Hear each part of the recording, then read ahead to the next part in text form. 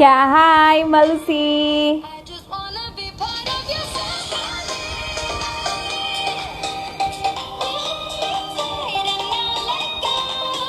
Halo, pagi-pagi. Mohon maaf ya, tadi ada salah teknis sedikit. Oke, karena sudah di jam 7, pas ya. Oke, jadi tadi ya sempat terputus ya bahwa pembicara kita kali ini ya kita akan kedatangan seorang guest speaker yang luar biasa ya. Beliau adalah seorang financial advisor ya yang sudah di perencana keuangan ini sudah 15 tahun lamanya. Nah, beliau akan membagikan tips suksesnya di hari ini, yaitu bagaimana beliau mencapai 100 juta pertamanya ya. 100 juta itu adalah income bulanannya teman-teman. Wow, 100 juta itu sebulan gitu. Dan itu dicapai kurang dari 5 tahun ya, alias 3 tahun kurang 2,5 tahun tepatnya ya.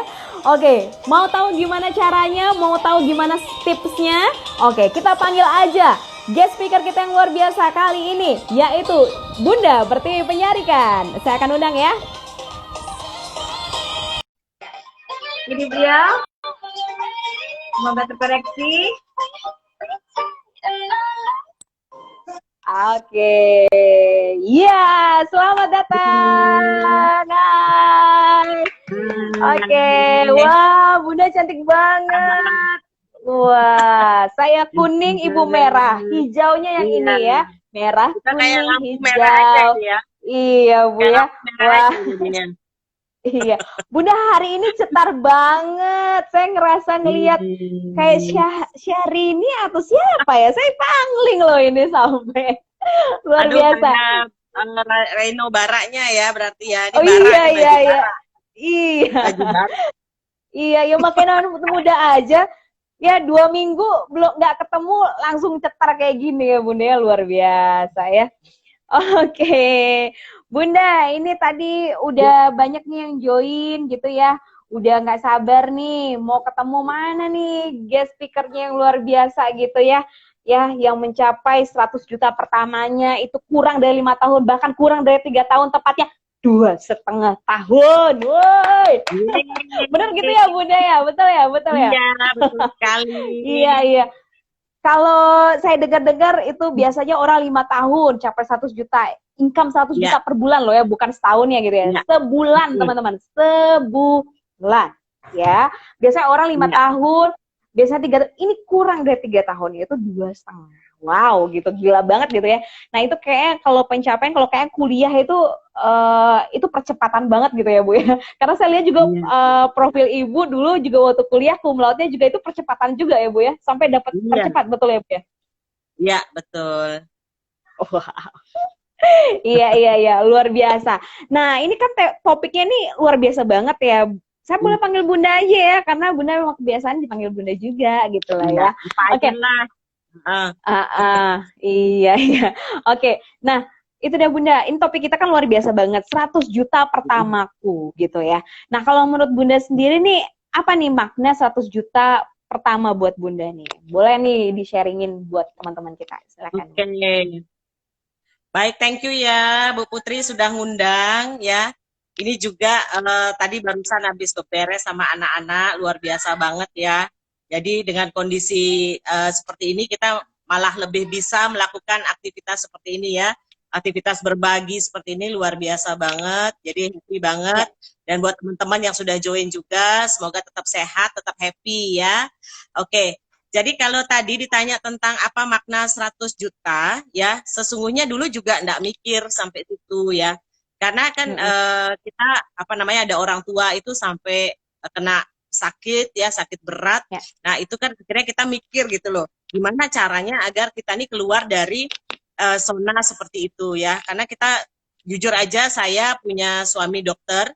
Jadi saya mulai mikir, aduh kalau misalnya besok suami saya eh, ya anggaplah namanya kita hidup kan tidak pernah tahu resiko, ternyata dianya tidak ada gimana. Karena berkaca dari pengalaman Bapak, waktu itu adik ya, sampai nggak bisa kuliah, nanti saya sendiri anak-anak gimana gitu kan. Nah karena Bu sampai boleh tunjuk kepikir, nggak adanya itu yang mana ya Bu ya? Adanya itu yang mana ini ya Bu ya? tadi yang lagi ngomong ini adik saya ya, makanya Iya, iya, iya. bagus saya Betul. Jadi diundang ini begini real mungkin real maksudnya real story, Bang. ya, Oke. real story. Jadi ini benar-benar true story. Ya, jadi Astungkara bisa membantu, menginspirasi juga buat teman-teman yang lain. Nah, jadi karena ngelihat adik seperti itu juga, waduh belum tamat kuliah ya kan. Terus sedangkan orang tua sakit ya, atau kita kan jadinya terpanggil ya. Meskipun kita seorang cewek udah nikah gitu kan. Tapi kayaknya kalau ngelihat keluarga seperti itu, kayaknya kita juga nggak bisa tinggal diam kan. Nah, jadinya karena punya rasa apa kita gimana tergeraklah hati kita untuk yuk bantu orang tua gitu kan. Jadi kayak semacam ada suara-suara kecil lah dia di batin kita ini. Jadi itu yang membuat saya bergerak untuk pengen tahu yang namanya bisnis ya. Karena istilahnya bisnis itu juga saya awam banget karena istilahnya dulu tamat kuliah, cari kerja, ya toh nikah, hidup bahagia, mati masuk surga kan taunya cuma begitu. Tapi ternyata kan kenyataan tidaklah seindah yang kita bayangkan ya. Nah, jadi pada saat itulah saya memulai istilahnya titik balik hidup saya bahwa ternyata hidup itu tidak seindah yang kita pikirkan ya. Nah, jadi mulailah akhirnya hanya saja kita berani nggak melihat musibah itu sebagai sebuah tantangan, memecut diri kita untuk lebih baik atau membuat kita terpuruk. Nah, pilihannya cuma dua saja. Dalam hidup itu selalu kita dikasih pilihan ya. Jadi kalau misalnya ada orang bilang, wah tidak ada pilihan, menurut saya itu kurang tepat ya. Karena kita selalu dikasih dua pilihan dalam hidup ini. Apapun situasinya, apapun kondisinya, kita dikasih selalu dua pilihan. Begitu juga seperti saat ini. Kita dikasih dua pilihan. Mau terpuruk, apakah kita mau benar-benar tertantang. Kan tinggal seperti itu aja. Ya toh, jadi kita yang memutuskan. Jadi waktu itu tahun 2005, saya memutuskan untuk saya mau bangkit. Ya kan, saya nggak mau lagi terfikir aduh kecewa uang tabungan habis ya karena orang tua sakit, tapi saya benar-benar tertantang bagaimana uang tabungan saya ini balik yang tadinya saya cuma nabung 5 tahun punya tabungan 10 juta saya mau ciptakan itu dalam satu hari. Jadi itu yang jadinya apa benar-benar membuat keinginan untuk bagaimana ingin hidup lebih baik, nggak mau lagi terjebak dengan pengalaman masa lalu. Itu yang menyebabkan akhirnya saya memilih untuk saya bangkit dan saya melihat bagaimana orang-orang sukses ya. Kalau dulu cuma baca-baca buku aja lihat orang sukses, tapi nggak pernah berani juga untuk bermimpi ya. Tapi pada waktu ketika masalah hidup akhirnya terdorongnya dari situ. Jadi sebenarnya kita harus say thanks kalau ada musibah, ada cobaan, ada ujian ya. Makanya saya ingat sekali kalau ada tulisan bahwa harap tenang kalau ada ujian gitu kan. Ada ujian harap tenang gitu kan. Nah, jadi ternyata pada saat ujian kita memang harus tenang agar kita bisa benar mengambil sebuah pilihan, agar kita benar mengambil sebuah keputusan. Nah, jadi kalau dikata apa makna 100 juta? Ya sesungguhnya maknanya adalah karena itu tadi ya, mau keluar dari comfort zone ya atau zona nyaman ya. Kalau dulu kan taunya mikir ah udahlah punya suami tanggung jawab suami gitu kan. Tapi dengan adanya cobaan hidup, dengan adanya ujian, nah, saya memutuskan, mengizinkan dan memberanikan diri untuk mengambil sebuah impian besar gitu ya. Jadi dengan income Wow, 100 luar juta biasa. itu buat saya secara pribadi itu adalah sebuah impian yang make sense dan worth it lah untuk diwujud nyatakan. Seperti itu, Putri. Oke, luar biasa banget ya Bunda ya. Jadi kalau bisa saya tarik kesimpulan ini ya, kalau kita ada masalah itu udah satu paket sama solusinya gitu ya Bunda ya. Dan Iya, Bunda selalu untuk mau move on, mau berjuang. iya. Bukannya ada masalah, biasanya kan orang kalau kena masalah dia freeze gitu ya, dia diem ya, atau bahkan dia lari, dia kabur dari masalah tersebut. Tapi Bunda untuk memilih mau fight, mau move on, ya, mau keluar dari comfort zone-nya, ya, untuk Iya, segala sesuatunya adalah untuk impian dan kesuksesan itu bisa tercapai. Berarti Bunda, iya. di dalam mindset Bunda itu kan sudah ada berarti psikologi sukses yang sudah tertanam ya. Hingga kenapa sih gue harus mau sukses? Kenapa gue harus mau 100 juta itu gitu ya? Apa nih berarti alasan mendasar kenapa harus 100 juta? Kenapa enggak nominal yang lain gitu loh Bunda? Boleh tahu nggak? Kenapa harus mesti angka 100 juta gitu loh? Kenapa nggak angka yang lain kayak gitu? Silakan. Ya, karena pada waktu ketika saya jadi karyawan, saya tuh dibayar murah banget, ya kan. Dulu saya pikir saya tuh akan dibayar, mungkin saya akan dibayar 5 juta gitu kan. Buat saya tuh 5 juta tuh gede banget, ya kan. Ternyata saya dibayar cuma 700.000. Padahal saya itu Itu melawan perusahaan apa? Itu perusahaan apa, Bun? Saya mau tahu dulu. Itu perusahaan apa 700.000? bukan berlian, sedangkan saya akunting gitu kan. Saya akunting, saya cum laude gitu kan. Istilahnya saya cari cum laude itu juga dengan Iya, lumayan lah iya. ya, tidak dengan mudah gitu kan. Nah, istilahnya Hmm. dengan saya jadi cum laude, saya berpikirnya saya tuh akan dihargai sama perusahaan itu gede banget gitu kan. Ternyata sekali lagi apa yang saya pikirkan tuh nggak semuanya indah gitu ya. Nah, ternyata saya dikasih lah gaji 700.000 gitu kan. Dan itu pun saya perginya pagi, pulangnya jam 11 malam. Dan bos saya juga pernah bilang bahwa saya itu katanya cari untung di perusahaan. Aduh, sudah ada pokoknya Hmm. udah nunjuk di mana-mana. Nah, sehingga akhirnya saya mulai berpikir kayaknya dunia ini memang nggak semuanya selalu benar-benar memberikan apa yang kita harapkan ya teman-teman ya, tapi dunia ini memberikan apa yang kita butuhkan. Nah, jadi kenapa Hmm. 100 juta ya karena istilahnya sudah ketemu ya sama satu perusahaan atau ketemu sama satu bidang yang akhirnya berani untuk membuat kita ini punya impian besar gitu loh. Dulu saya Hmm. lihat 100 juta itu udah milioner ya. Oh, itu hanya orang bangsawan dan hanya orang kasta tertentu yang bisa seperti itu ya. Nah, Iya, iya, iya. ternyata setelah saya lihat, loh, ternyata orang punya 100 juta tuh banyak kayak kacang goreng gitu kan. Mulai saya mikir loh, kalau orang yang banyak ribuan itu punya 100 juta, kenapa saya enggak? Loh, saya loh di Iya. tanah yang sama, di bawah langit yang sama, rumah yang sama, ya apa bedanya gitu kan. Nah, sehingga itu yang akhirnya saya memutuskan diri bahwa saya mesti juga harus punya income 100 juta. Kamu Jadi 100 istilahnya juta. kita sendiri yang memutuskan ya. Motivasi itu memang Hmm. harus dari dalam diri kita sendiri. Gitu, Tri. Hmm. Jadi Hmm. itu Oke, oke. sebenarnya alasannya. Alasannya karena It- udah terlalu sakit ya. Banyak sakitnya gitu loh. Sesungguhnya ini banyak sakitnya, banyak sakitnya. Jadi no pain no gain itu benar ya. Itu ada kayaknya tuh Ya. apa iklan iklan apa itu no pain no gain. Kalau nggak ada sakit memang Iklan nggak ada yang iklan ingin kita buat ini. kalau kita lagi Ah, sakit-sakit biar jadi enak nah, itu no pain no iya, gain. itu Ya, karena dia. nggak boleh Udah nyebutin benar merek itu di sini, toh. Bu. Nggak boleh nyebutin Nggak, merek nggak, ya. nggak boleh nyebut merek.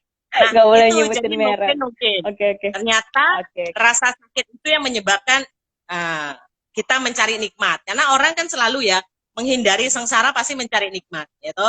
Nah, jadi ini pastilah karena ada rasa-rasa sakit itu. Ternyata rasa sakit itu enak juga kok. Bayangkan kalau Oke. nggak ada rasa sakit itu kan kita nggak akan jadi ya seperti hari ini gitu. Kita mesti mesti Iya, mesti betul, apa betul. ya? Mesti menikmati rasa sakit itu. Justru karena kita menikmati rasa sakit itu bahkan gainnya malah jauh lebih gede gitu loh. Ya, Hmm. pengalaman saya ternyata saat saya berani keluar dari katak dalam tempurung itu, Hmm. ya ternyata Hmm. saya bisa melihat lautan luas. Nah, kalau kataknya cuma dalam satu tempurung, ya mungkin kita cuma lihat, oh air cuma segini. Padahal Hmm. ada air yang seluas samudra, itu kita nggak lihat. Nah, jadi akhirnya kita jadi kayak udah cepat puas ya, atau oh kita udah taunya cuma segini, jadi saya nggak berani. Ah, itu katak dalam tempurung. Tapi kalau kataknya berani loncat, oh ternyata ada air sebesar kolam. Oh dia loncat lagi, oh ada air.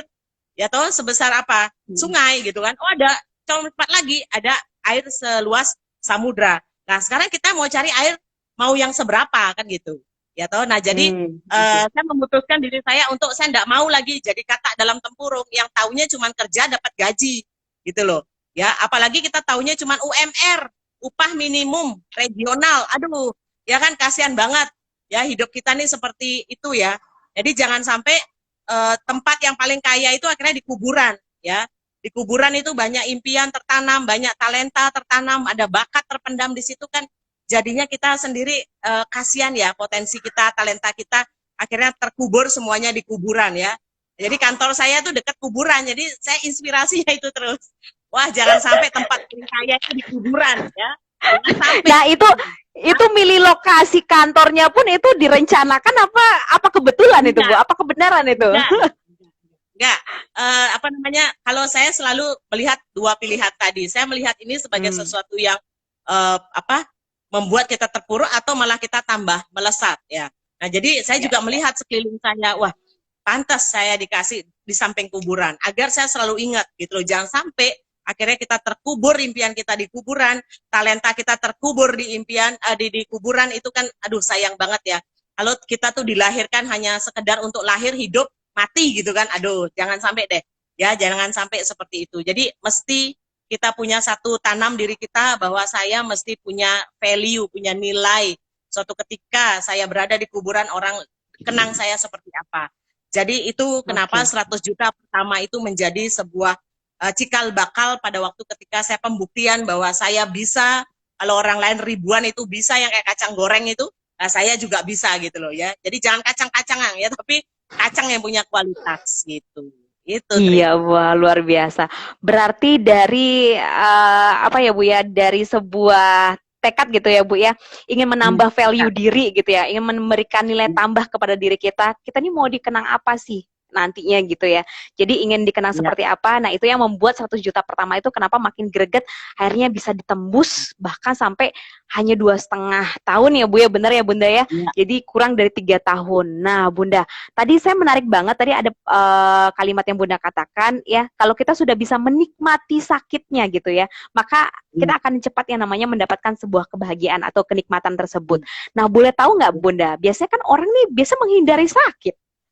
Ya, biasanya kan orang menghindari derita gitu ya. Nah, ini Iya, gimana nih iya. caranya Bunda? Kok kayaknya Bunda secara mindsetnya itu bagus banget ya. Kok bisa menikmati sakit untuk mendapatkan kenikmatan, sedangkan orang sering sekali menghindari sakit gitu loh, lebih senang yang Nah, dengan yang kenikmatan. Nah, gimana nih tipsnya iya. Bunda nih ya untuk cara biar bisa menikmati rasa sakit agar benar-benar kenikmatan itu hakiki, real kita bisa dapetin secara utuh. Silakan Bunda. Ya, seperti yang tadi ya. Jadi saya punya kayak semacam mindset bahwa jangan sampai kita itu apa namanya suatu ketika kita start from the end gitu ya. Jadi kita memulai dari hasil akhir dulu gitu loh. Nah, jadi kalau misalnya hasil akhir adalah saya mau jadi A gitu kan, atau saya mau Ya. jadi seorang B kan gitu. Di dunia ini kan banyak Hmm. sekali role model ya, banyak sekali contoh yang bisa kita mau tiru gitu kan. Ya pastinya kita cari contoh orang yang lebih lebih hebat dari kita dong, ya kan. Jangan sampai kita Hmm. niru orang yang di bawah kita kan. Nah, jadi jujur waktu itu ya saya punya perasaan bahwa saya belum mampu secara finansial, ya toh. Hmm. Waktu itu saya ingat banget waktu musibah yang menimpa keluarga eh, keluarga kami gitu ya, keluarga saya lah istilahnya ya. Itu kan benar-benar sakit banget ya toh. Di saat orang Ya. tua butuh uang, kita tuh nggak punya gitu kan. Nah itu sedih banget gitu loh. Itu tuh nggak bisa orang lain mau kasih nasihat apapun juga nggak bisa karena kita yang paling ngerasain kan. Nah di saat Ya. itu kok kita tuh nggak punya sesuatu gitu kan. Itu tuh benar-benar sedihnya minta ampun gitu loh. Saya ngerasain kok Hmm.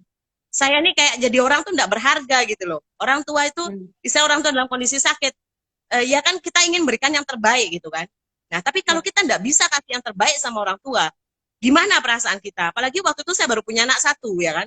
Jadi saya mulai Hmm. mikir, aduh kalau besok suatu ketika nanti saya nggak bisa kasih yang terbaik untuk anak saya, gitu loh. Jadi Hmm. saya tuh punya rasa malu ya. Nah, rasa malu itu Hmm. penting ya teman-teman ya. Jadi rasa malu itu untuk Rasa membangkitkan malu. kita punya semangat. Nah, sehingga pada waktu ketika kita start from the end itu, saya memulai dengan membayangkan rasa sakit yang lebih, ya kan? Saya nggak mau gitu loh. Besok itu saya merasakan lagi sakit nggak punya gitu kan. Saya ngelihat Hmm. orang-orang yang saya cinta itu saya nggak bisa memberikan yang terbaik itu saya nggak mau seperti itu gitu loh Tri. Jadi maksud saya Ya. menikmati rasa sakit yang lebih kecil ya.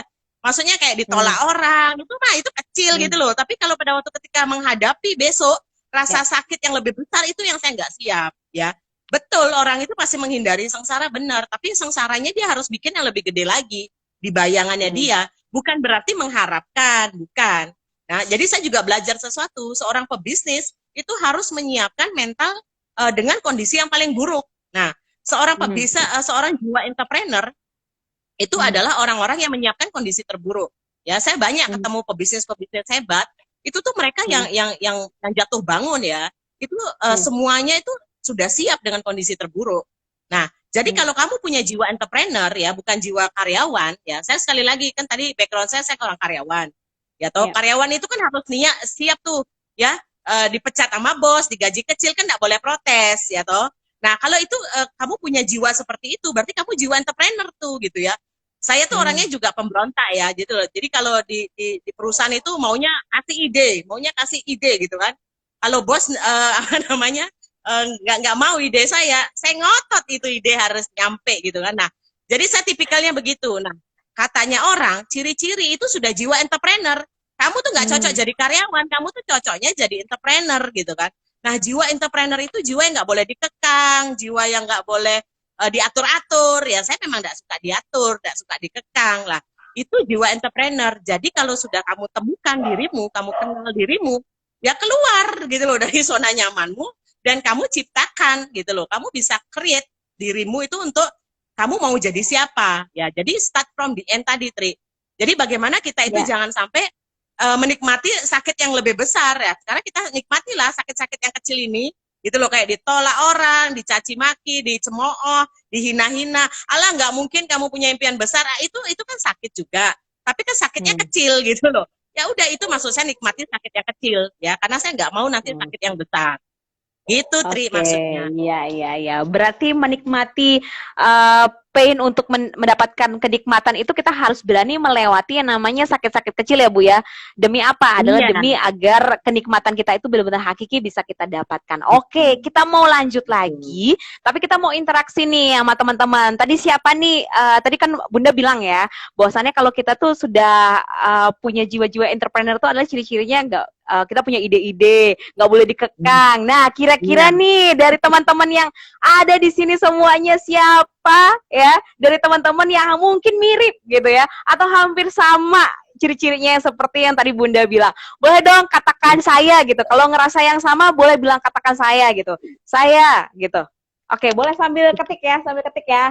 Oke, kita mau tahu juga nih, kira-kira di teman-teman yang udah gabung di sini, kira-kira jiwanya sama nggak nih, entrepreneur apa enggak? Karena kalau kita udah sama-sama nih punya jiwa entrepreneur, enak nih lanjutnya nanti ya, karena nanti akan dikasih tips bagaimana untuk mencapai langkah-langkah mudah gitu ya, untuk mencapai 100 juta pertama itu nggak mesti lama ya, nggak mesti berdarah-darah untuk mencapainya ya. Oke, yuk katakan saya bagi yang mau, yuk saya gitu ya, ketik saya begitu.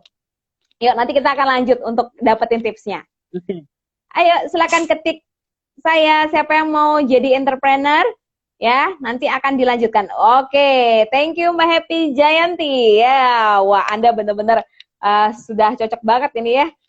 Berarti Anda merupakan orang-orang yang punya ide tanpa batas dan mau untuk mengembangkan ide-ide tersebut ya, tanpa harus dibatas-batasi oleh waktu atau dibatas-batasi oleh jabatan gitu ya Bunda ya.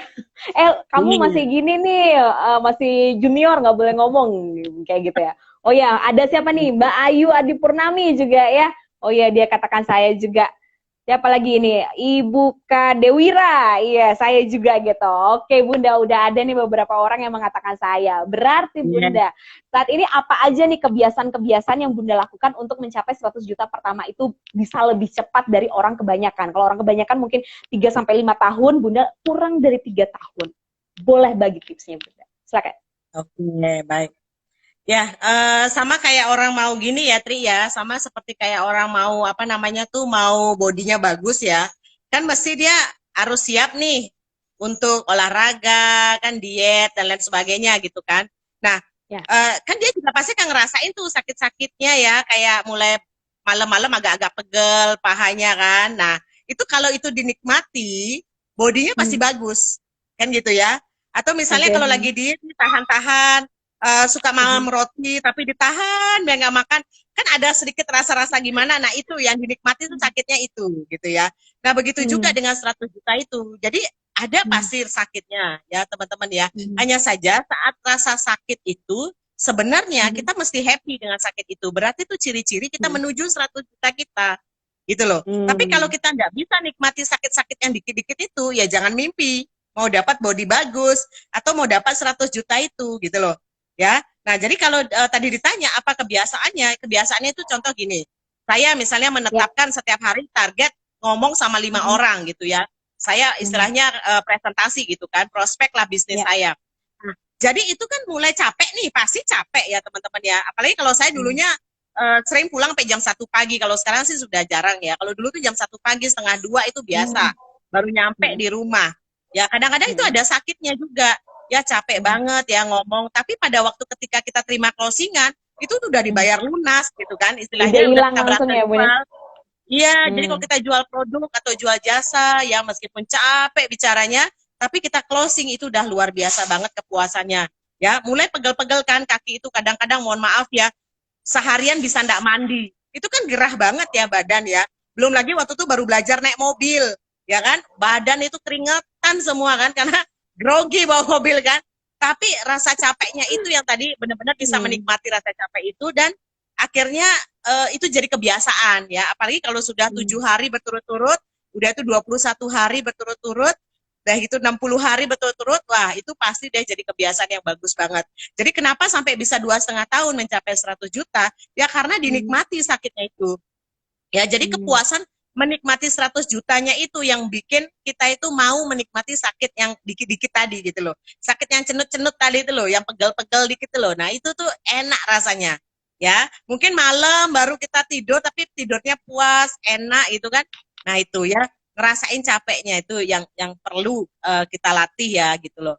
Kalau misalnya kita mau mencapai apa yang kita inginkan. Kalau tadi 1 juta pertama, capeklah olahraga mulut gitu kan. Ya toh, badan agak gerah, mungkin 1 hari baru mandi, yang penting siap parfum aja di tas kan. Nah, karena kita kan bisnis ya, mesti pasti harus dipresentasikan ke orang. Nggak mungkin kalau kita bisnis bubuk-bubuk manis di rumah ya, siapa yang kasih gitu kan. Ya, itu Eh, dia, Tri. Jadi itu betul, betul, betul, kebiasaannya. betul. Oke, jadi Uh, uh. kebiasaannya ini Bunda latih gitu ya, kebiasaannya secara persisten dan konsisten gitu ya. Jadi benar-benar sabar, Iya. terus konsisten Hmm. melakukannya dari kecil-kecil dulu ya Bunda ya. Dari Dari kecil konsisten dulu. 7 hari, 21 hari, 60 Iya, hari, 90 hari, bahkan itu nanti akan menjadi kebiasaan yang benar-benar autopilot gitu ya Bunda ya. Jadi tanpa perlu yes. di ini lagi, dia udah autopilot jalan secara otomatis. Bahkan kalau nggak dapet itu kok kayak dengan suatu kurang ya, bahkan bisa pusing kalau nggak Iya. dapat ngomong kayak gitu ya Bunda ya.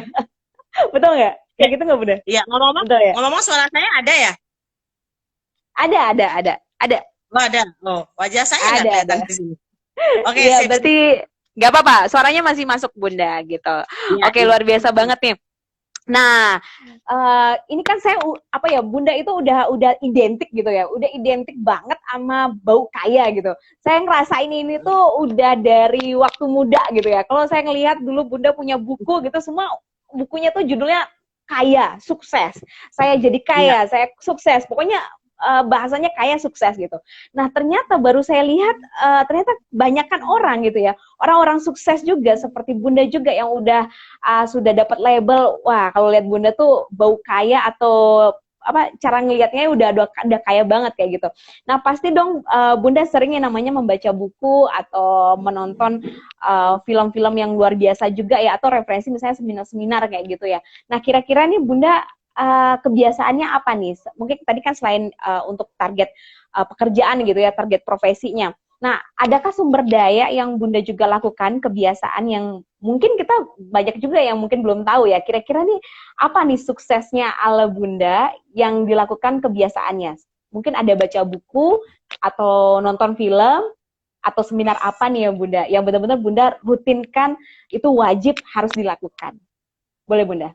Oke. Baik, jadi gini, suara saya bisa ya masuk ya? Bisa masuk Oke. Bunda. Jadi Ya, jadi benar-benar yang apa pertama nih yang gini. real yang menjadi panduannya Bunda nih? Ya, Hmm.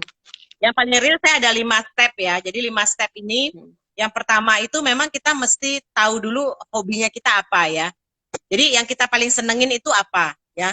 Jadi kalau Hmm. dibilang saya senengnya apa, mungkin ada orang bilang Bu Tiwi ini sukanya bikin anak gitu kan. Saya semua suka itu ya.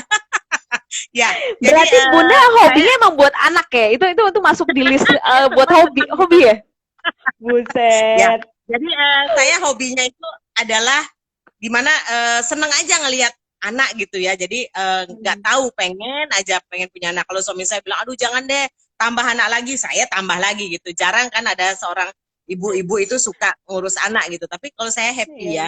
Nah jadi mungkin saya temukan bahwa passion saya itu ngelihat anak gitu ya. Maksudnya bisa Hmm. saya bangun dia, tumbuh kembangnya dia dan lain sebagainya gitu kan. Jadi saya menggunakan Hmm. segala macam cara untuk biar bisa saya itu bagaimana cara biar bisa mendidik dia gitu kan, membesarkan Hmm. dia. Nah mungkin itu hobinya saya ya.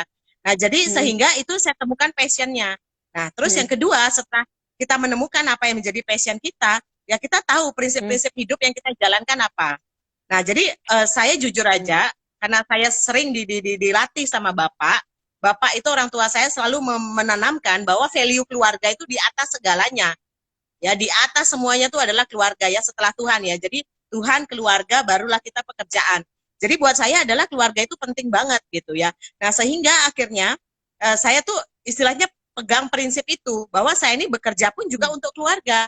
Jangan sampai akhirnya kita nih bekerja hanya untuk wah biar saya nih sukses, biar saya nih kaya, biar saya nih enggak gitu loh. Kalau saya adalah saya hobinya adalah gimana saya ingin memberikan terbaik untuk anak, ya. Ya. Karena dulu pengalaman masa kecil saya tuh nggak punya boneka gitu loh, ya. Istilahnya beli boneka aja susah banget. Jadi sehingga akhirnya saya pengen, aduh suatu ketika anak saya ya cuman beli boneka itu biar bisa lah gitu kan. Dia pengen beli apa itu bisa gitu. Nah ternyata dari sana ya jadi prinsip-prinsip untuk membuat keluarga itu lebih tinggi value-nya, hierarkinya tuh lebih tinggi keluarga. Jadi mungkin itu yang membuat saya itu juga bekerjanya benar-benar full heart ya. Jadi kalau kita sudah memegang prinsip itu, akhirnya kita udah nggak bingung gitu loh. Aduh, saya pegangan saya apa? Karena saya udah punya prinsip. Pegangan saya adalah saya memberikan terbaik untuk keluarga, gitu kan? Jadi setelah kita memegang prinsip itu, nah yang ketiga ya jangan takut kita untuk berkompetisi. Ya harus berani kita mengadu diri kita. Saya mau jadi nomor satu di mana? Di keluarga kita. Mau jadi nomor satu di mana? Di kantor kita. Menjadi nomor satu di mana? Di gang kita mungkin atau di Balai Banjar. Nah jadi kita mesti harus punya prinsip atau semangat, oh saya mau jadi nomor satunya di mana gitu kan. Nah jadi itu nomor tiga ya. Nah terus yang ke nomor 4, ya toh akhirnya bagaimana kita ini jangan takut salah. Ya namanya kita belajar, zona belajar, ya lakukan saja gitu loh. Ya toh kalau salah ya itu biasa namanya orang belajar. Ya toh kalau kita dihakimi dengan orang lain dan segala macam biarin aja, itu kacamata dia. Ya toh karena kita kan juga tidak bisa menilai dia ya seperti apa kan gitu. Dia menilai kita pasti menurut kacamatanya dia. Saya pun pernah waktu itu dihina-hina, dibilang, wah ini ibu yang tidak benar, pulang kok sampai malam dan lain sebagainya. Ya biarin aja. Dia kan tidak pernah tahu isi kantong kita. Kita juga tidak tahu isi kantong dia, jadi biarkan saja dia ngomong apa. Ya toh. Nah terus yang terakhir adalah ya sering baca buku. Ya toh buku-buku yang sehubungan dengan apa yang kita mau. Ya karena memang Putri juga lihat saya tuh gimana, pengen jadi orang kaya ya. Jadi saya seneng aja kalau lihat orang kaya. Kayak kemarin aja saya buka-buka ya orang terkaya itu siapa sih gitu ya. Kemarin saya juga sharing itu sama tim ya. Saya lihat orang-orang kaya tuh, oh Warren Buffett ternyata kekayaannya 71 miliar. Saya kali-kalikan 14.700 sekarang $1. Itu tuh sampai kalkulator saya hang gitu ya. Ternyata itu sama dengan 1 theta apa gitu. Ya, itu jadi 71 Saking miliar tuh banyaknya. sampai sudah lewat Saking dari banyak. triliun. Theta namanya. Wow. Nanti kalau sekian 1.000 theta Meta, itu jadi meta, 1 meta ya Bun ya? oktav. Theta namanya theta. Aduh itu pakainya sampai nggak kehitung. Ya, dan dia itu orangnya juga sederhana hidupnya gitu ya. Jadi si Warren Buffett itu yang saya dengar, yang saya baca juga, dia itu makan cuma 40.000 setiap sarapan. Dan itu pun langganannya dia McDonald. Jadi saya mikir itu uangnya dibawa kemana gitu kan? Itu dibawa kemana uangnya? Nah ternyata mindset orang kaya itu dia uangnya itu dibawa untuk berbagi. Dia hampir 90% tuh kekayaannya itu masuk foundation, kekayaannya tuh dipakai untuk berbagi sama orang-orang yang tidak punya. Itu buat saya keren banget gitu loh. Keren banget. Ya. Berarti Terus kebalik banget ya Bunda ya. Berarti kebalik banget ya. Orang kebiasaan 90% digunakan untuk biaya hidup, mereka digunakan untuk biaya untuk berbagi gitu ya Bunda ya. Luar biasa banget. Itu buat saya keren banget, sumpah. Ya. Terus Cristiano Ronaldo itu juga idola saya, selain bodinya keren, bagus, pemain sepak bola, istrinya juga bukan dari artis ya. Istrinya dia itu kan cuman SPG Gucci apa itu apa Guess itu ya. Nah, jadi apa ya, orang-orang kaya tuh ternyata pola pikirnya sederhana gitu loh. Saya pikir orang kaya tuh pola pikirnya tuh jelimet gitu, enggak. Malah orang yang baru belajar kaya mungkin jelimet otaknya ya. Tapi kalau orang kaya itu sederhana sekali gitu. Dan sepatu emasnya Cristiano Ronaldo tuh disumbangkan loh sama orang Afrika. Ya toh, udah gitu Cristiano Ronaldo waktu kejadian tsunami itu juga dia itu mengangkat anak yang waktu itu nangis di pinggir pantai pakai baju bola. Jadi orang kaya tuh keren lah, buat saya keren banget. Jadi dia berprestasi cari kekayaan bukan untuk dirinya sendiri gitu loh. Nah orang kaya yang sejati itu adalah dia benar-benar memikirkan untuk orang lain. Nah jadi kalau kita senang memikirkan orang lain, berarti kita ini udah cocok jadi orang kaya gitu loh. Ya buat saya itu. Kita udah cocok jadi orang kaya. Tinggal sekarang kita actionnya mau perilakunya sama enggak juga. Jangan sampai berpikirnya kaya tapi actionnya belum kaya. Lah ini. Jadi konflik dia kan gitu. Ya, mesti kongruen jadinya. Betul. Harus kongruen berarti ya Bunda ya. Iya, harus kongruen. Kalau mikirnya memang orang kaya, actionnya juga harus kaya gitu. Ya, dan senang berbaginya itu ya, orang senang berbagi. Senang berbagi. Oke, Ya, oke. gitu. Nah, berarti 5 stepnya Bunda adalah dimulai dari hobi gitu ya, Bunda ya. Jadi kita menjalankan Ya, hobi yang kita suka ini apa, kayak gitu ya. Kemudian yang kedua, prinsip-prinsip hidup itu ya, Bunda ya. Kita harus punya value bahwa sebenarnya keluarga ini benar-benar di atas segalanya. Jadi ya, kalau kita sudah value-nya keluarga, pasti mau nggak mau, action kita pun juga akan mengarah untuk bagaimana kita bisa menjadi berhasil gitu ya, Bunda ya. Terus ya, ketiga, kebiasaan Bunda adalah membaca buku gitu ya, Bunda ya. Saya tertarik ya. banget nih tentang kebiasaan membaca buku gitu ya. Karena setiap orang ini bacaan bukunya berbeda-beda. Kalau kemarin saya dengar dari Pak Tung, dia baca bukunya tuh dia punya 2 gitu loh. Yaitu bukunya Pak Antonio Robbins sampai sama Pak Robert T. Kiyosaki. Jadi mau nggak mau juga karakter-karakter beliau ini hampir mirip juga sama 2 sosok motivator tersebut. Nah, kalau Bunda nih apa nih panduan bukunya nih Bunda untuk bisa mencapai suksesnya Bunda dan 100 juta pertamanya Bunda? Pasti ada nih. Boleh dong tahu dong Bunda, kasih sharing ya. Iya. Makasih. Oke, ini bagi-bagi ya, bagi-bagi resep ya. Sebenarnya sih Iya. saya pun masih belajar ya. Juga saya rasanya juga aduh kalau berbagi, tapi ya saya benar-benar membagikan apa yang saya lakukan. Nah, jadi yang saya baca itu memang sudah dari kecil juga itu kitab suci ya, kitab suci Hmm. Bhagavad Gita ya. Itu mungkin Putri Hmm. sendiri juga udah lihat kebiasaan kakaknya seperti apa. Ya, justru dari saya belum menikah pun juga udah tahu ya pegangan saya adalah satu Bhagavad Gita. Jadi itu yang Ya. bikin sejujur hati saya ini tenang ya, meskipun badai seperti apapun yang saya rasakan, kayaknya kapal itu masih aman lah gitu ya, meskipun di tengah samudera seperti itu saya merasakan sangat aman dengan baca Bhagavad Gita. Dan hari ini pun saya sudah mengulang Bhagavad Gita ini sudah yang ketiga ya. Jadi karena itu kan sangat tebal sekali. Jadi setiap satu hari itu 1 lembar itu saya baca. Ya, jadi itu yang saya lakukan setiap hari Putri. Nah, terus yang kedua buku yang saya baca itu adalah hampir sebagian besar adalah buku tentang emosi ya. Yaitu guru saya adalah Pak Adi W. Gunawan ya. Itu adalah guru pertama saya yang mengajarkan saya bahwa ternyata hidup kita itu bisa sangat optimal kalau kita mengerti, kalau kita mengenal diri kita itu siapa. Jadi saya benar-benar belajar dari bukunya Pak Adi W. Gunawan, dan saya juga ikut semua workshop-workshop beliau, saya ikut semua pelatihan-pelatihan beliau. Ya, jadi dari yang bayar cuman 1 juta sampai bayar 50 juta pun saya ikuti. Per satu seminar itu saya ikuti.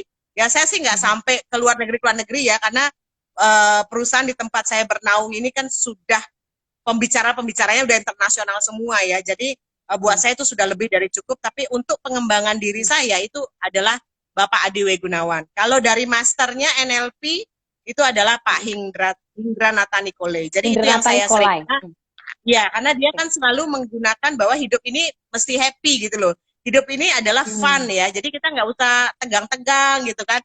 Kayak senar gitar itu jangan sampai terlalu tegang, jangan juga terlalu uh, lemes gitu ya. Jadi biar main musiknya itu ya santai aja, maksudnya secukupnya gitu loh.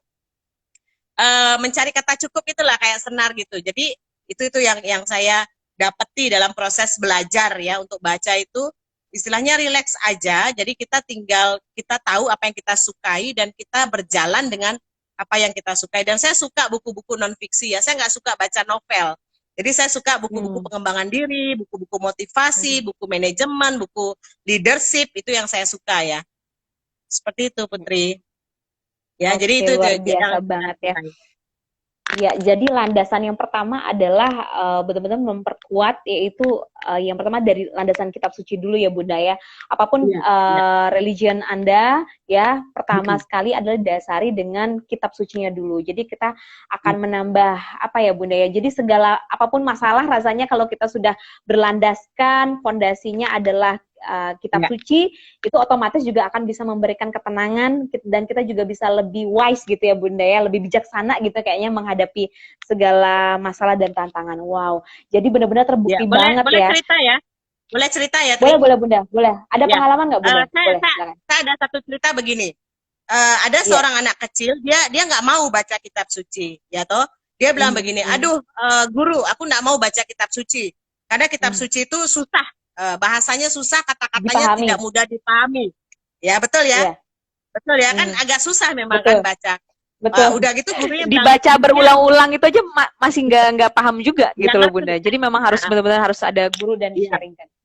Ya, terus akhirnya si guru ini bilang begini, sini muridku, kamu ambil sebuah keranjang, kata dia, keranjang yang ada lubang-lubangnya itu loh. Nah, kamu isi air, kamu bawa dari ujung sana ke ujung sini, katanya. Udah gitu, dia lakukan, namanya murid kan, dilakukan. Kira-kira kalau bawa air dalam keranjang yang lubang-lubang itu, airnya nyampe nggak di ujung? Dari ujung satu ke ujung yang berikutnya. Ada nggak airnya, Tri? Habis, habis. Habis ya. Nah, terus dia Iya. lagi, ayo lakukan lagi gitu. Pokoknya kamu harus penuhi Eh, ember ini. Dia bawa eh, lagi habis. Dia bawa lagi habis. Dia bawa lagi habis. Nah, terus gurunya eh. bilang apa? Gurunya bilang begini. Nah, habis nggak itu? Iya, habis guru. Nah, Habis. itu sama seperti kayak kamu belajar kitab suci. Kamu lihat sekarang, air yang kamu bawa membasahi nggak keranjangnya? Membasahi kan? Keranjangnya masih basah, Membasahi. betul ya? Nah, terus Betul. airnya jatuh di mana? Jatuh Di di selama jalan itu kan? perjalanan, iya, di Nah, selama dalam perjalanan perjalanan itu. itu kan? Iya. Mm. Berarti yang bersih yang mana? Keranjangnya bersih dan tanahnya juga Bersih, disirami. otomatis. Nah, Iya. otomatis kan? Nah, Mm-mm. sesungguhnya sama, kitab suci juga sama seperti itu. Jadi memang kita Mm. tidak, mungkin kita nggak paham, tapi itu akan membersihkan tempatnya dan membersihkan lingkungannya juga. Jadi tujuannya Mm. itu gitu loh. Nah, jadi itu yang saya dapat insight-nya. Dan saya dari sejak saya dapat insight seperti itu, saya tambah cinta, tambah jatuh cinta baca kitab suci meskipun nggak ngerti. Tapi kayaknya kok rasanya enak gitu kan, kayaknya tenang. Nah, jadi ya benar itu apa insight cerita itu betul gitu loh, bahwa pada waktu ketika kita membaca kitab suci bukan untuk kita pahami, tapi untuk akhirnya bisa membersihkan diri kita dan mungkin orang-orang yang di sekitar kita gitu loh. Ya toh, nah saya Mm. juga bukan berarti oh saya orangnya gini, enggak juga ya, saya juga banyak salah dan segala macam. Justru karena kita tahu kita banyak salah, banyak ini ya, harusnya mesti lakukan itu secara lebih disiplin gitu kan. Atau Mm. bahkan justru karena dengan tantangan hidup seperti inilah akhirnya membuat saya itu lebih lebih jatuh cinta untuk baca kitab suci tadi gitu loh Tri. Selain baca Mm. tentang hal-hal hidup yang lain ya. Guru-guru itu kan banyak sekali ya, tapi saya jujur saya memang memilih untuk membaca buku tidak sembarangan gitu loh. Ya, karena saya juga Mm. nggak mau buang-buang waktu. Ngapain baca buku terus kita jadi nggak produktif terus akhirnya kan gitu. Baca buku yang penting-pentingnya aja gitu. Yang sesuai dengan Nah, kebutuhan kita ya Bunda ya, betul iya, ya? itu yang sesuai Oke, dengan luar kebutuhan biasa kita. banget. Biar kita nggak waste time juga kan. Ya, itu. Oke, wow. Jadi kita dapat ilmunya nih teman-teman. Jadi kalau teman-teman pengen nih success story-nya juga sama kayak Bunda Pertiwi ya. Tadi udah dibagikan, udah dikasih bocorannya. Itulah buku-buku penting yang menjadikan landasan panduan hidupnya Bunda Pertiwi gitu ya. Pertama dimulai dari Begawat Gita, dari Kitab Suci. Kemudian ada dari Pak Adewi Gunawan, juga ada dari secara NLP dan hipnoterapisnya gitu Bunda ya. Iya, betul.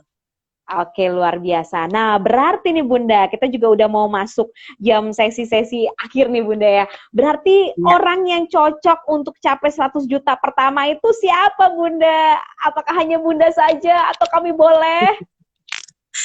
Ya, boleh banget lah. Kan tadi saya udah bilang bahwa Boleh yang ya. punya income 100 juta itu kan udah kayak kacang goreng, ya kan? Istilahnya Iya, udah banyak betul-betul. banget tuh orang yang punya income 100 juta. Yang punya income 1 miliar juga ada. Kan gitu. Yang punya income 1 triliun juga ada. Artinya dia juga orang-orang yang sama dengan kita. Dia juga makan makanan yang sama, makan sayur, makan daging, minum air putih juga. Kalau dia bisa, berarti kita juga bisa. Yang penting kita mau ndak merubah mindset kita mau ndak merubah kebiasaan kita, dan kita mau ndak juga ngikuti pola-pola mereka gitu kan. Karena kalau yang sukses ada pola, yang gagal ada pola, kan seperti tadi kita punya dua pilihan ya toh, selalu hidup itu ada dua pilihan. Nah sekarang pilihan yang mana yang mau kita ikuti gitu loh ya toh. Jadi kalau saya memang dari awal saya mengikuti pola yang sukses gitu kan. Apakah gampang? Ya tidak, namun sangat sederhana gitu. Nah saking sederhananya mungkin kita ini seperti tadi lah, oh kitab suci gitu kan, aduh susah dipahami, akhirnya kita jadi malas gitu kan. Atau orang kaya tuh, ah kayaknya capek, kan akhirnya kita jadi malas. Tapi setelah kita tahu Iya, betul. pencerahannya, ternyata jadi orang kaya itu enak gitu kan. Oh jadi orang kaya itu mulia, bisa berbagi. Ya pasti kita jatuh cinta lah sama orang kaya gitu. Tapi kalau kita udah lihat Betul. orang orang kaya itu jahat, orang kaya itu egois, orang kaya itu suka nipu, ya pasti kita nggak suka juga jadi orang kaya kan gitu. Nah, jadi penting Betul. kita dapat Iya. insight-nya gitu loh. Orang kaya itu seperti apa? Orang kaya itu maunya dia yang dia lakukan itu apa. Nah, ini yang kita samakan polanya. Maka otomatis kita juga pasti akan jadi kaya juga sama kayak dia. Ya mulailah minimal dari 100 juta pertama kita kan gitu. Gitu Jadi Bunda, tempatnya di mana ini untuk kita bisa sama-sama sama seperti Bunda gitu ya. Tempatnya di mana ini untuk bisa kita mencapai 100 juta pertamanya ya dengan cara yang cepat, aman dan mudah Bunda. Tolong Bunda bagikan ini tipsnya yang luar biasa ini. Oke. 100 juta pertama ciri-cirinya satu, jangan dulu tanpa modal karena saya juga orang yang bukan orang kaya kan gitu. Jadi saya nggak punya modal. Jadi pastikan Anda itu berarti usahanya nggak perlu tanpa modal dulu gitu Bunda ya. Iya, jadi pastikan cari bisnis yang tanpa modal. Itu dulu pertama. Ya toh? Nah, terus yang kedua, cari bisnis yang memang ada sistem. Ya. Yang jadi, ada sistemnya, Yang ada sistem, ya bahkan kalau perlu modalnya tuh tidak perlu keluar uang 1 rupiah pun, nah itu tuh cari itu, ya. Dulu saya juga orang, mohon maaf ya, saya dulu juga orang yang suka ikut, ya itulah network apa gitu kan, itu kan saya keluar modal juga, saya bahkan tabungan saya habis waktu itu kan, nah jadi itu tuh nggak bagus ya, buat saya itu nggak bagus ya, tapi kalau boleh saya kasih saran, yang pertama cari yang tanpa modal, 1 rupiah pun tidak keluar. Yang kedua punya sistem, yaitu save yourself, time, energy, and money. Itu singkatan sistem ya. Jadi sistem itu adalah jaga dirimu sendiri, jangan sampai dirimu terlalu banyak waktu, energi, dan uangmu habis dulu, baru sadar gitu loh. Nah, jadi pastikan harus ada yang ada sistemnya. Jadi biar kita benar-benar ngikuti pola sistemnya. Ya toh, itu dulu yang kedua. Terus yang ketiga, ya pastikan bisnis itu menjadikan kita itu jadi orang lebih baik gitu loh. Hidup kita itu sukses dan suksesnya itu mulia. Bukan hanya sukses saja, mohon maaf, jual narkoba juga bisa sukses. Ya toh, tapi mulia nggak kan gitu. Punya uang banyak, punya kaya, tapi mulia nggak kan gitu. Nah, jadi pastikan hidup bisnis itu membuat kita itu hidupnya lebih mulia. Kita bisa bantu orang. Nah, jadi dengan 3 konsep itu, yakin percaya Anda pasti akan ketemu 100 juta pertamanya. Kalau masih penasaran ya tinggal japri kita toh, gampang. Oke, berarti itu cara mudahnya Bu ya. Itu cara cepat dan mudahnya. Udah DM aja. Udah DM aja, udah paling gampang deh itu ya. Untuk tempatnya di mana ya. Oke, berarti yang pertama berarti yang pertama adalah cari bisnis yang tanpa modal. Itu udah mudah banget teman-teman, udah murah banget, apalagi di zaman kayak gini gitu ya. Kita harus benar-benar harus tahu peluang yang mana nih kira-kira yang anti resesi gitu ya. Karena benar-benar ini bisnisnya anti resesi juga gitu ya teman-teman. Anti badai, anti apapun krisis dia masih tetap bisa kasih cuan buat kita gitu ya. Oke, yang kedua pastinya ada sistemnya gitu ya. Dan di sini sistemnya juga yang terbaru gitu ya teman-teman ya. Mungkin juga kita kasih informasi, Bunda kita kasih bocorannya gitu ya. Ini sistemnya udah bisa berdekatan maupun dekatan ya. Istilahnya baik auto offline maupun online itu ada fasilitasnya ya. Bahkan training-trainingnya kita disupport sangat luar biasa banget ya Bunda ya. Maupun kita ada di rumah, kita ada dimanapun itu kita bisa belajar everywhere, everywhere gitu ya. Mau di mana aja, kapan aja, kondisi Anda mau sambil bubu-bubuan, mau sambil kerja bakti gitu ya, mau sambil masak itu bisa melakukan bisnis ini. Bahkan kemarin banyak sekali yang bisa income-nya dalam 1 hari bisa sampai 10 juta itu masih pakai dasteran gitu ya Bunda ya. Dan ini bisnisnya adalah menjadikan diri kita lebih baik dan sangat mulia. Karena walaupun di dalam kondisi pandemi kayak gini, kita dari rumah aja kita masih bisa membantu orang untuk punya penghasilan, kita bisa bantu orang juga untuk punya proteksi gitu ya Bunda ya, proteksi income gitu ya. Luar biasa banget. Aduh, kece banget nih teman-teman. Jadi teman-teman tunggu apa lagi ya? Segera ya buat teman-teman yang sudah merasa kok kayaknya ini cocok ya. Saya banget nih ya. Ini nih benar-benar jiwa entrepreneurnya 100 juta pertama ini benar-benar is my right gitu ya. Ini benar-benar kesuksesan saya yang harus saya ambil gitu ya. Jadi teman-teman pastikan teman-teman boleh setelah acara ini maupun pada saat sekarang gitu ya teman-teman mau tanya atau mau chat secara DM gitu ya, direct message baik itu ke saya maupun ke Bunda Pertiwi, silakan aja teman-teman, jangan malu-malu gitu ya. Mungkin mungkin sekarang masih ada yang malu-malu, silakan boleh nanti setelah sesi acara ya.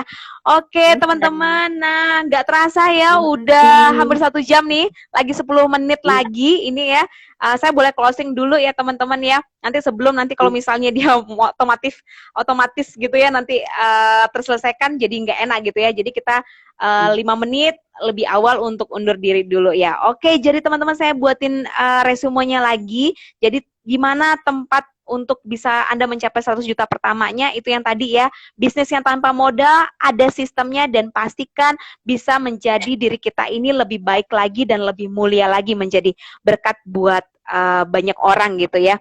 Dan untuk kebiasaan-kebiasaan positif ya yang bisa Anda lakukan adalah bagaimana Anda punya value gitu ya, Anda punya goal ya yang benar-benar kuat untuk Anda benar-benar kenapa sih reasonnya harus kuat banget untuk mencapai 100 juta itu secara cepat ya. Untuk siapanya itu Anda harus benar-benar kuatkan dalam diri Anda, dan pastikan kita melakukan sesuatu itu dimulai dari yang kita senangi ya, dari hobi kita. Dan buku-buku apa yang bisa memandu kita untuk bisa berjalan, bisa selalu kuat ya dalam menghadapi segala tantangan di hidup ini adalah dengan membaca buku. Yang pertama adalah dimulai dari kitab suci ya. Bermulai dari kitab suci kita dulu, karena itu yang akan membawa kita menjadi lebih bijaksana, lebih wise gitu ya terhadap segala tantangan dalam kehidupan ini. Oke. Jadi teman-teman, jika Anda ingin menikmati segala kenikmatan hidup, maka Anda harus menikmati dulu rasa sakitnya. Sakitnya nggak mesti besar-besar teman-teman, yang kecil-kecil aja dulu, ketimbang kita mendapatkan kesakitan yang lebih besar. Jadi kalau teman-teman mau nikmatnya yang besar, jadi nikmati dulu dari sakit-sakitnya kecil, kayak gitu ya. Jadi nggak perlu takut ya teman-teman ya. Oke, mungkin ada kata penutup Bunda dari Bunda nih untuk closing statement kita pada acara hari ini. Luar biasa banget nih loh Bunda. Thank you. Oke, thank you banget ya Putri ya. Ya, statementnya sederhana aja ya. Intinya kita mesti berani untuk punya mimpi, harus berani diwujudkan. Seperti tadi juga yang saya sampaikan, jangan sampai tempat yang paling kaya nanti ada di kuburan.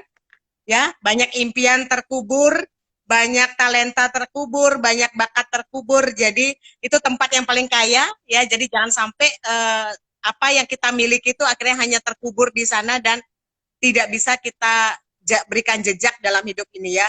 Jadi itu teman-teman ya, semoga kita lebih sadar lagi, kita ini orang yang sangat luar biasa banget ya. Terbukti kita dari lahir aja udah berapa juta sperma yang kita apa istilahnya berlomba untuk lari, dan kita yang jadi juaranya. Di sana aja kita udah sadar bahwa kita ini orang hebat ya teman-teman ya. Dan pastikan jangan sampai benar-benar apa yang kita miliki ini akhirnya hanya sia-sia saja. Jadi pastikan kita berikan yang terbaik, just do your best, dan biarkan Tuhan yang memberikan hasilnya ya. Jadi bukan kita lagi hasil harus begini, harus begitu, tapi biarkanlah Tuhan yang tahu hasil yang terbaik untuk kita. Karena ingat, beliau tidak akan pernah memberikan apa yang kita inginkan, tapi beliau memberikan apa yang kita butuhkan. Selama kita berpegang dengan prinsip itu, maka kita pasti akan melakukan sesuatu itu dengan tulus, ikhlas ya, dan pasti kita juga tidak mengeluh, dan akhirnya kita hidup dalam pikiran yang tenang, hati juga menjadi damai ya. Itu luar biasa banget terakhirnya Bu Putri. Oke, luar biasa banget. Sangat bermanfaat Bunda. Makasih banyak. Makasih, terima kasih banyak. Ini waktunya dalam 1 jam, tapi kita dapat manfaat yang banyak banget teman-teman ya. Ini tipsnya padat, berisi banget ya. Jadi semakin udah panas nih ya untuk ingin mencapai 100 juta pertama itu, semakin lebih cepat lagi, semakin dapat jalan-jalan yang lebih mudah lagi. Terima kasih Bunda atas kesempatan dan waktunya. Semoga kebaikan Bunda yang sudah berbagi hari ini bisa menginspirasi buat teman-teman kita yang sudah bergabung di sini. Thank you juga teman-teman ya. Semoga ini bisa memberikan inspirasi dan membawa perubahan untuk hidup Anda. Ya, pastikan kita melakukan yang terbaik dalam hidup ini, karena hidup ini cuman sekali saja ya. Oke, thank you teman-teman. Stay produktif, stay healthy, dan tetap menjadi baik. Sekali lagi, saya Putri Penyarikan mewakili acara talk show hari ini, Money Mind Talk Show Pro Citra Academy. Mengucapkan terima kasih buat speaker kita luar biasa hari ini, Bunda Pertiwi Penyarikan, yang sudah berbagi bagaimana 100 juta pertamaku dicapai dengan mudah dan cepat. Oke, jadi buat teman-teman yang masih mungkin mau tanya lebih lanjut, oke, silakan DM kita aja ya. Oke, untuk itu saya Putri Penyarikan mohon undur diri dari kehadapan Anda, dan jangan lupa kita saksikan lagi ya. Minggu depan kita masih ada lagi, yaitu bukan Money Mind tapi ada tentang Bina ya, bincang inspiratif with nasabah andalan. Itu juga akan banyak sekali memberikan inspirasi buat teman-teman ya. Kita jumpa lagi minggu depan. Bye bye. Thank you, I love you all. Makasih, terima kasih banyak teman-teman semuanya. Makasih, thank you.